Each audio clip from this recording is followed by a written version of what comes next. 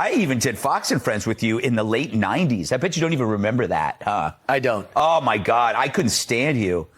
You were so... When did you start Kilmeade. standing me?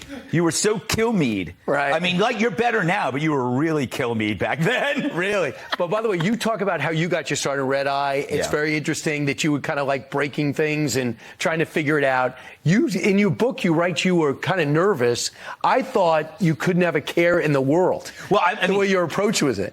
I was so bad at this, I didn't even know who to blame. Like, for example, if there was a problem with the camera, I'm shouting at Jack, who's the audio guy. Right. And then if there's something with this, I'm like shouting at the guy behind because nobody told us anything. They threw us into the deep end, or 3 a.m. and just said, I remember I showed up for a meeting. It was at John Moody's office, and I go, I just assumed the show would start in 3 months. Because it's my first day on the job at Fox.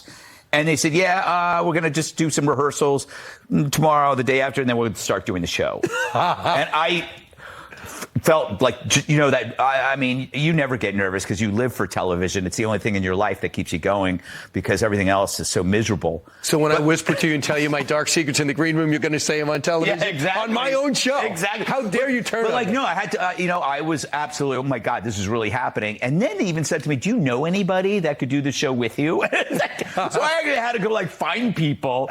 I mean, it was literally like not literally, but it was just like making a sandwich when you're drunk and there's not a lot of crap in the fridge and you go, I'll put a little bit of this, I'll put a little of that. That's Andy Levy. This is Bill Schultz, Mike Baker. I have to be honest with one thing. You have to tell you, the first time I met you, what did I say? I love that show. Yeah. Because I'm up in the middle of the night, Yeah. I'm listening to it, and I can't believe it's on our network. No. I kept slamming the side of the television. This is so funny.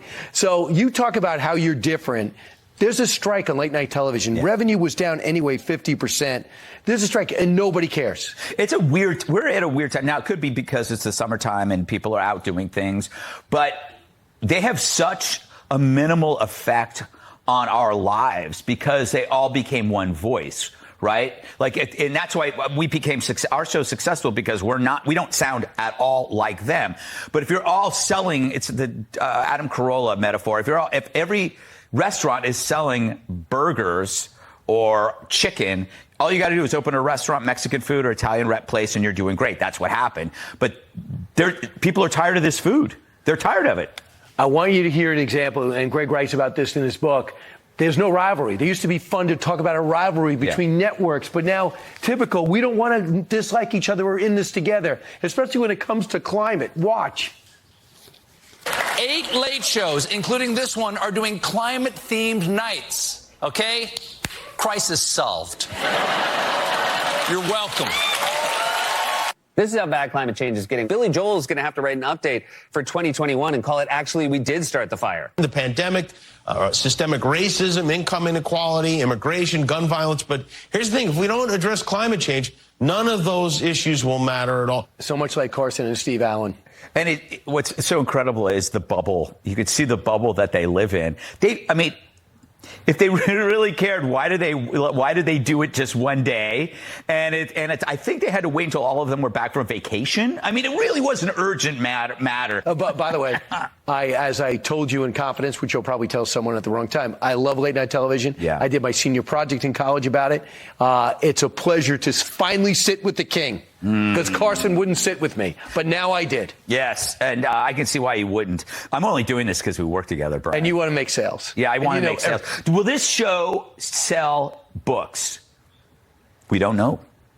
Please, let's find out. Please buy his book so I could feel successful for the first time in my life. Up next, Craig, thanks so much. Best of luck. Pleasure. 10 o'clock every night. My pleasure, Steve. Your email. That hurts. You're sharing your comments and questions only right here. Soon this camera moves all the way back. You don't have a camera like this.